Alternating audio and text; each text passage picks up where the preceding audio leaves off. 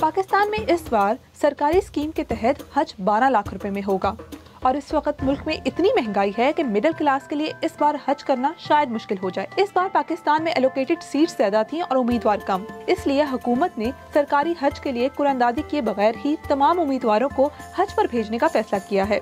तो पाकिस्तान में इस साल हज के अखराजात इतने ज्यादा क्यों हैं? सबसे पहली वजह यह है कि दुनिया भर की तरह सऊदी अरब में भी महंगाई में इजाफा हुआ है, जिसकी वजह से सहूलियात की कीमतें बढ़ गई हैं।